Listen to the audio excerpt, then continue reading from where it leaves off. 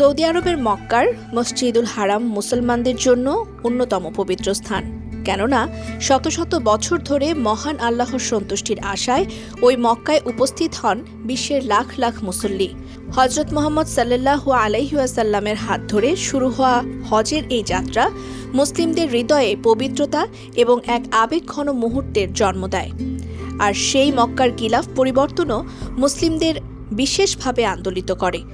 চলতি বছর ঐতিহ্যবাহী আয়োজনের মাধ্যমে বিশেষজ্ঞ কারিগরদের একটি দল 10টি ধাপে পুরনো গিলাফ সরিয়ে পবিত্র কাবায় নতুন গিলাফ স্থাপন করেছেন।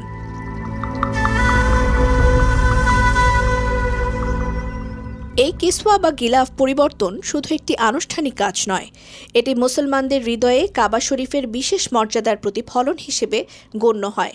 আর গিলাফ পরানোর এই আনুষ্ঠানিকতা ঐতিহ্যগতভাবে বছরের পর বছর ধরে হিজরি বছরের শুরু অর্থাৎ মুহররম মাসের প্রথম দিন সম্পন্ন হয়ে আসছে। সোমবারও ছিল এমন একটি দিন।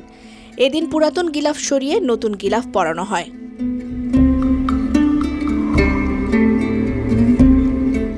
এবছর শাইখ ডক্টর আব্দুর রহমান বিন আব্দুল আজিজের পরিচালনায় 10টি ধাপে পবিত্র কাবার গিলাফ পরিবর্তন করা হয়।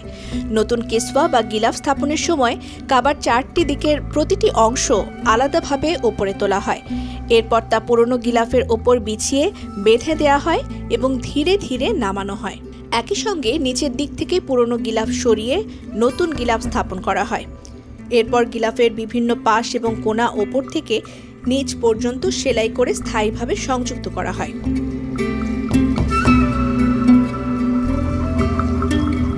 কাবার গিলাফে মোট 53টি স্বর্ণখচিত অলংকারযুক্ত অংশ রয়েছে। এর মধ্যে বেল্টের জন্য 16টি, বেল্টের নিচে 7টি, 4টি ঝুলন্ত অলংকার, 17টি ফানুস আকৃতির অংশ, দরজার পর্দার জন্য 5টি, ইয়েমেনি কোণের জন্য 1টি, 2টি কিনারা এবং 1টি মিজাব বা নালার অলংকার রয়েছে। এছাড়া বিশেষজ্ঞরা খাঁটি প্রাকৃতিক রেশম দিয়ে কিসওয়া তৈরি করেন এবং সোনালী ও রূপালী প্রলেপযুক্ত সুতা দিয়ে তাতে নকশা এবং কোরআনের আয়াত সূচিকর্মের মাধ্যমে ফুটিয়ে তোলেন।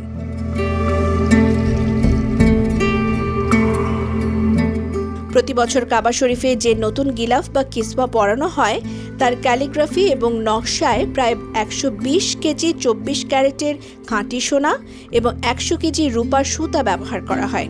কাবার পুরনো গিলাফ নষ্ট বা ফেলে দেয়া হয় না, বরং এটি কেটে ছোট ছোট টুকরো করে বিভিন্ন মুসলিম দেশের সরকার, গুরুত্বপূর্ণ ব্যক্তিত্ব এবং বিভিন্ন ইসলামিক সংস্থাকে উপহার হিসেবে দেয়া হয়।